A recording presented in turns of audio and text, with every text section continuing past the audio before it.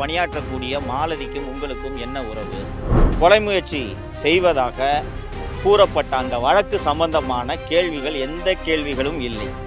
எப்படியாவது சவுக்கு மீடியாவை மூட வேண்டும் என்ற ஒற்றை காரணத்துக்காகத்தான் அருண் அவர்கள் 24 மணி நேரமும் இதே சிந்தனையில் இருப்பதால் தான் இந்த வேலையை செய்து கொண்டிருக்கிறார். உங்களுக்கு பகுஜன் சமாஜ் கட்சியின் தலைவராக இருந்த திரு ஆம்ஸ்ட்ராங் அவர்களை பற்றி நான் அவதூறாக பேசியதாக ஒரு வழக்கறிஞர் நோட்டீஸ் எனக்கு அனுப்பப்பட்டது என்று சொல்கிறார்கள். எனக்கு அதுபோல் எந்த நோட்டீஸும் வரவில்லை.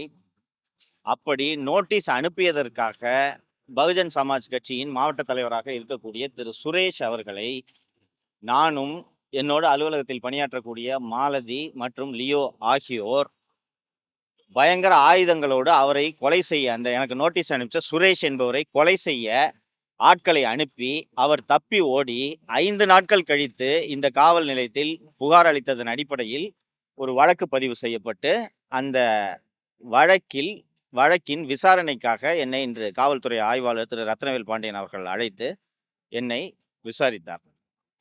இன்னைக்கு ஒரு 65 கேள்விகளுக்கு நான் இங்கே காவல் நிலையத்தில் ஆய்வாளர் முன்னிலையில் பதிலளித்தேன். அந்த 65 கேள்விகளும் எப்படிப்பட்ட கேள்விகள் என்று கேட்டீர்கள் என்றால், உங்கள் யூடியூப்ல சப்ஸ்கிரைபர்ஸ் எத்தனை பேர், யூடியூப்ல உங்களுக்கு எவ்வளோ வருமானம் வருது, உங்களோட ஊழியர்களுக்கு நீங்கள் எப்படி சம்பளம் கொடுக்கிறீர்கள், உங்களோடு பணியாற்றக்கூடிய மாலதிக்கும் உங்களுக்கும் என்ன உறவு, மாலதியை எத்தனை வருடமாக உங்களுக்கு தெரியும், நீங்கள் பலரை மிரட்டி பிளாக்மெயில் செய்து அந்த பணத்தை எல்லாம் மாலதி பெயரில் சொத்துக்களாக வாங்கி குவிக்கிறீர்கள் என்று சொல்கிறார்களே, உங்களுக்கு இந்த குற்றச்சாட்டுக்கு நீங்கள் என்ன சொல்ல விரும்புகிறீர்கள்? இப்போது நீங்கள் சமீபத்தில் குடியிருக்கக்கூடிய இந்த பல்லாவரம் வீடு எப்படி வாங்கினீர்கள், அதற்கான பணம் எங்கிருந்து வந்தது, அந்த வீட்டை யார் பெயரில் வாங்கியிருக்கிறீர்கள், இது போல இன்னும் எத்தனை இடங்களில் சொத்துக்கள் வைத்திருக்கிறீர்கள், பிறகு அதே போல தான் அந்த யூடியூப்ல எப்படி அப்லோடு பண்ணுறீங்க. இந்த வழக்குக்கு நான் கூலிப்படையை அனுப்பி கொலை முயற்சி இந்த சுரேஷ் என்பவரை கொலை முயற்சி செய்வதாக கூறப்பட்ட அந்த வழக்கு சம்பந்தமான கேள்விகள் எந்த கேள்விகளும் இல்லை. மாறாக உங்களுக்கு இந்த தகவல்கள் எல்லாம் யார் தருவது, காவல்துறை அதிகாரிகளை பற்றி நீங்கள் பேசுவதால் சட்டம் ஒழுங்கு பிரச்சனை ஏற்படுகிறது, இதற்கு நீங்கள் என்ன பதில் சொல்ல விரும்புகிறீர்கள் என்று இது போன்ற கேள்விகள், சம்பந்தமில்லாத கேள்விகள், அனாவசியமான கேள்விகள் மட்டும்தான் இருந்தன. இதுக்கு பெயர் விசாரணை கிடையாது. இது முழுக்க ஹாரஸ்மெண்ட். இந்த ஹாரஸ்மெண்ட், இந்த வழக்குகள் பதிவு செய்யப்பட்டது, இந்த ஹாரஸ்மெண்ட், இது எல்லாவற்றுக்கும் பின்னணியில் இருப்பது சென்னை மாநகர காவல்துறை ஆணையர் திரு அருண் அவர்கள். அருணோட தூண்டுதல்ல தான் தமிழ்நாடு பிஎஸ்பி தலைவராக இருக்கக்கூடிய திரு ஆனந்தன் அவர்கள் அவருடைய கட்சியை சேர்ந்த சுரேஷ் என்பவரை வைத்து இந்த பொய்யான புகாரை கொடுப்பதற்கு தூண்டிவிட்டு இந்த கேஸில், அதாவது அடையாளம் தெரியாத 5 பேர் மிரட்டினாங்களாம், அதற்காக அவர் பயந்துக்கிட்டு 5 நாள் கழித்து போய் காவல் நிலையத்தில் புகார் கொடுத்தாராம். இதை ஒரு வழக்கு என்று 3 முறை 4 முறை இது போல சம்மன் அனுப்பப்பட்டுள்ளது.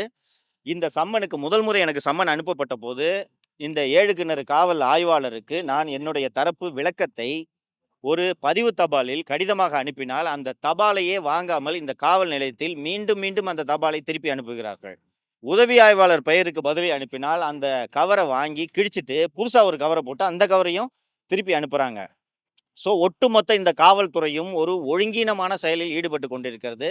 இந்த 7 கிணறு காவல் நிலையத்தாரின் இந்த ஒழுங்கீனமான செயலை கண்டித்து இவர்கள் மீது நடவடிக்கை எடுக்க வேண்டும் என்று நான் ஏற்கனவே உள்துறை செயலாளரிடம் புகார் கொடுத்திருக்கிறேன்.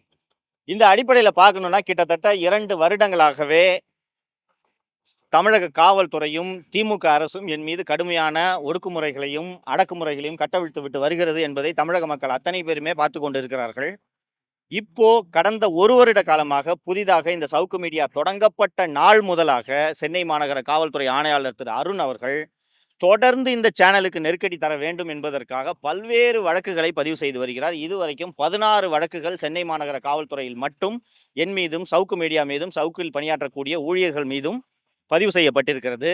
அருணுடைய தூண்டுதலின் பேரில் என்னுடைய கேமராமேனு, என்னுடைய எடிட்டரு ஆகியோரோட 2 சக்கர வாகனங்கள் பறிமுதல் செய்யப்பட்டு 22 நாட்களுக்கு பிறகு அந்த வாகனங்கள் திருப்பி அளிக்கப்பட்டன. அருணுடைய தூண்டுதலில் தான் என் வீட்டில், கீழ்ப்பாக்கத்தில் நான் குடியிருந்த வீட்டில் சாக்கடையும் மலமும் அள்ளி வீசப்பட்டது. அந்த வழக்கில் குற்றவாளிகளை கைது செய்வதற்கு தமிழக சிபிசிஐடி இதுவரை எந்த விதமான நடவடிக்கையும் எடுக்கவில்லை. திரு அருண் அவர்கள் ஒரு ரவுடியை போல செயல்பட்டு கொண்டிருக்கிறார். யாருக்கும் அடங்காமல், உள்துறை செயலாளருக்கு அடங்காமல் திரு அருண் அவர்கள் ஒரு ரவுடியை போல கூலிப்படைகளை ஏவி விட்டு ஒரு பத்திரிகை நடத்துபவர்களை எந்த அளவுக்கெல்லாம் ஒடுக்க முடியுமோ அந்த அளவுக்கு ஒடுக்கும் வேலையை திரு அருண் அவர்கள் செய்து கொண்டிருக்கிறார்.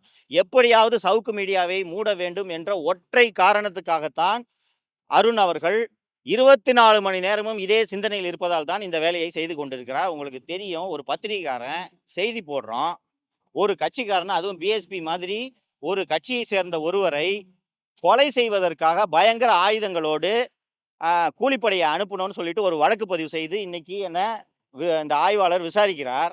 ஒரு 5 பேர் கூலிப்படையை அனுப்பணும்னு சொல்றாரு. ஒரு ஆய்வாளர் முதலில் அந்த கூலிப்படையினர் யார் என்பதை கண்டறிய வேண்டுமா இல்லையா?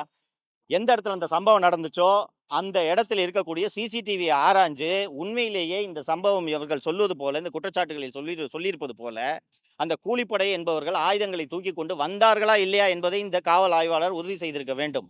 மாறாக எனக்கும் என்னோடு பணியாற்றக்கூடிய அந்த மாலதிக்கும் சம்மன் அளித்து நான் நிகழ்ச்சியை நடத்தக்கூடாது என்பதற்காக விசாரணை என்ற பெயரில் அலைக்கழிப்பதற்காகத்தான் இந்த விசாரணை நடைபெற்று வருகிறது. நான் இந்த வழக்கை ரத்து செய்ய வேண்டும் என்று மாண்புமிகு சென்னை உயர்நீதிமன்றத்தை அணுகியிருக்கிறேன். விரைவில் இந்த வழக்கு ரத்து செய்யப்படும் என்று நான் நம்புகிறேன். சார், இப்ப எஸ்ஐஆர் அப்படின்ட்டு சென்ட்ரல் கவர்மெண்ட் வந்து ஒண்ணு அறிவிச்சிருக்காங்க. இதுக்கு எல்லா கட்சியும் வந்து எதிர்ப்பு தெரிவிக்கிறாங்க. ஆனா அதிமுக மட்டும் ஆதரவு அளிக்கிறாங்க. இது எப்படி பாக்குறீங்க? இவங்க மட்டும் மறைமுக இதோட இருக்காங்களா? இல்லை, இதுல திமுக மற்றும் கூட்டணி கட்சிகளோட நிலைப்பாடு என்னவென்றால், இந்த எஸ்ஐஆர் மூலமாக சிறுபான்மையினர் மற்றும் தலித்துகளுடைய வாக்குகள் நீக்கப்படும் என்பதை திமுக மற்றும் காங்கிரஸ் கட்சிகள் சொல்லிக் கொண்டு இருக்கின்றன. அதிமுக இதை ஏன் ஆதரிக்கிறார்கள் என்று நான் புரிந்து கொள்கிறேன் என்றால், திராவிட முன்னேற்ற கழகம் 4.5 ஆண்டு காலமாக தமிழகத்தில் ஆட்சியில் இருக்கக்கூடிய காரணத்தால் அவர்களுக்கு கீழே பணியாற்றக்கூடிய அரசு ஊழியர்களை பயன்படுத்தி ஏராளமான போலி வாக்காளர்களை சேர்த்துள்ளார்கள். நீக்க வேண்டிய வாக்காளர்களை நீக்காமல் வைத்திருக்கிறார்கள். குறிப்பாக வீடு மாறி சென்றவர்கள், இறந்து போனவர்கள், இடம் மாறி சென்றவர்கள், வெளிநாட்டுக்கு சென்றவர்கள் போன்ற ஏராளமான நீக்கப்பட வேண்டிய வாக்காளர்களின் பட்டியல் அப்படியே அந்த பட்டியலில் இருக்கிறது. அதை பயன்படுத்தி தேர்தல் நேரத்தில் கள்ள ஓட்டு போடுவதற்கான சாத்தியக்கூறுகள் இருக்கிறது என்பது அதிமுகவின் நிலைப்பாடு. நீங்கள் பார்த்தீர்கள் என்றால் 2016 பிப்ரவரி மாதம் காலஞ்சென்ற திமுக தலைவர் திரு கருணாநிதி அவர்கள் வாக்காளர் பட்டியலில் ஏராளமான குளறுபடிகள் இருக்கின்றன, தேர்தல் ஆணையம் உடனடியாக தலையிட்டு தேர்தலுக்கு முன்பாக 2 மாதங்களுக்குள் இந்த பட்டியலை சரி செய்ய வேண்டும் என்று அவர் வெளிப்படையாகவே அறிக்கை வெளியிட்டிருக்கிறார் என்பதை நாம் மறந்துவிடக்கூடாது. ஸோ ஆளுங்கட்சியாக இருக்கிறவங்க அவர்களுக்கு வசதிக்கு ஏற்ப அந்த பட்டியலில் திருத்தங்களை மேற்கொள்வதும், எதிர்க்கட்சிகள் அதற்கு எதிர்ப்பு தெரிவிப்பதும் இயல்பான ஒன்று. அந்த அடிப்படையில் தான் அதிமுக நிலைப்பாட்டை புரிந்து கொள்ள வேண்டும் என்று நான் நினைக்கிறேன். இது முழுக்க இது நடப்பதற்கு சாத்தியக்கூறுகள் உள்ள ஒரு விஷயம்தான் நீங்கள் கேட்ட கேள்வி. 2021 டிசம்பர் மாதத்தில் அமைச்சர் திரு பிடிஆர் தியாகராஜன் அவர்கள் அரசு பணிகளுக்கு மட்டுமல்லாமல் பொதுத்துறை நிறுவனங்களுக்கு செய்யப்படும் நியமனங்களையும் டிஎன்பிசி மூலமாக மட்டுமே செய்ய வேண்டும் என்று ஒரு சட்ட திருத்தத்தை கொண்டு வந்து அனைத்து தேர்வுகளும் டிஎன்பிசி மூலம் நடத்த வேண்டும் என்று ஒரு திருத்தத்தை கொண்டு வந்தார். நவம்பர் 2003 தமிழக அரசு, குறிப்பாக இந்த உள்ளாட்சித்துறைக்கு தேர்ந்தெடுக்கப்பட வேண்டிய பணியாளர்கள் அத்தனையும் உள்ளாட்சித்துறையே செய்து கொள்ளும் என்று ஒரு சட்ட திருத்தத்தை கொண்டு வருகிறது. அப்போதே பாட்டாளி மக்கள் கட்சியின் நிறுவனர் திரு ராமதாஸ் அவர்கள் இது ஊழலுக்கு வழிவகுக்கும், இப்படி செய்யாதீர்கள் என்று சொன்னார். அமலாக்கத்துறை சிபிஐ வழக்கில் சோதனைகளை நடத்திய போது அந்த சோதனையில் பறிமுதல் செய்யப்பட்ட ஆவணங்கள் மற்றும் டிஜிட்டல் ஆதாரங்களை பரிசோதனை செய்ததில் திரு KN நேருடைய நிறுவனமான ட்ரூ வேல்யூ ஹோம்ஸ் மற்றும் அந்த நிறுவனத்தின் மேலாண் இயக்குனர் மற்றும் பணியாளர்கள் அத்தனை பேரோட ஃபோன்லையும் இந்த முனிசிபல் அட்மினிஸ்ட்ரேஷன் டிபார்ட்மெண்ட்டில் அப்ளை பண்ணி எக்ஸாம் எழுதின கேண்டிடேட்ஸோட விவரங்கள், இன்டர்வியூக்கான கவுன்சிலிங் லெட்ரு, அவர்கள் செய்த விண்ணப்பம், இவை அத்தனையும் கிடைத்திருக்கிறது. அப்படி அந்த விண்ணப்பங்களை பெற்ற அந்த விண்ணப்பங்கள் இருந்த அந்த 150 பேரும் இந்த தேர்வில் தேர்ச்சி பெற்று அவர்களுக்கு பணி நியமன ஆணையம் வழங்கப்பட்டிருக்கிறது. ஆகையால் இந்த தேர்ச்சியில் ஊழல் நடைபெற்றிருக்கிறது உறுதி. அதனால் இதன் காரணமாக வழக்கு பதிவு செய்யுங்கள் என்று அமலாக்கத்துறை தமிழக டிஜிபிக்கு ஒரு கடிதத்தை எழுதியிருக்கிறது. அந்த அடிப்படையில் டிஜிபி தமிழக அரசின் கீழ் பணியாற்றுவதன் காரணமாக இந்த வழக்கு உடனடியாக அவர்கள் பதிவு செய்வதற்கான வாய்ப்பு இல்லை.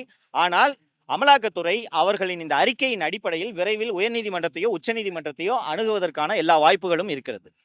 பாப்புலர் எம்பவர்மெண்ட் நெட்வொர்க் என்கிற அந்த பெண் நிறுவனம் என்பது திராவிட முன்னேற்ற கழகத்தால் அவர்களுடைய நிதியில் தேர்தல் மேலாண்மைக்காக உருவாக்கப்பட்ட ஒரு நிறுவனம். மே 2021 திராவிட முன்னேற்ற கழகம் ஆட்சிக்கு வந்த நாள் முதல் ஊடகங்களை தனது கட்டுப்பாட்டுக்குள் வைத்திருக்கக்கூடிய ஒரு வேலையை பெண் நிறுவனம் செய்து கொண்டிருக்கிறது. அந்த பெண் நிறுவனத்தின் இயக்குனராக ஏற்கனவே இருந்தவர் திரு சபரீசன் அவர்கள். இப்போது சபரீசனுடைய உறவினர் அதில் இயக்குனராக இருக்கிறார். அந்த பெண் நிறுவனம் முழுக்க முழுக்க திராவிட முன்னேற்ற கழகத்துக்கு ஆதரவாக ஊடகங்களை கட்டுப்படுத்துவதோடு அல்லாமல் எதிர்க்கட்சிகள் மீது பொய் பிரச்சாரத்தை கட்டவிழ்த்து விடும் வேலையையும் பெண் நிறுவனம் செய்து கொண்டிருக்கிறது. ஸோ புதிதாக அரசியல் கட்சி தொடங்கியிருப்பவரான திரு விஜய் அவர்கள் மீதும் அவர்களது கட்சியின் மீதும் பல்வேறு பிரச்சாரங்களை கட்டவிழ்த்து விடும் வேலையை பெண் நிறுவனம் செய்து கொண்டு இருக்கிறது என்பதை மறுக்க முடியாது. ஏன்னா பெண் நிறுவனம் திமுகவோட பணத்தில் திமுகவுக்காக வேலை செய்யக்கூடிய நிறுவனம். ஸோ அவங்க மீடியாவில் இப்படி ஒரு நரேட்டிவை ஏற்படுத்துறாங்கன்றது வியப்புக்குரிய விஷயம் ஒன்றும் அல்ல. சரிங்களா? தேங்க்யூ.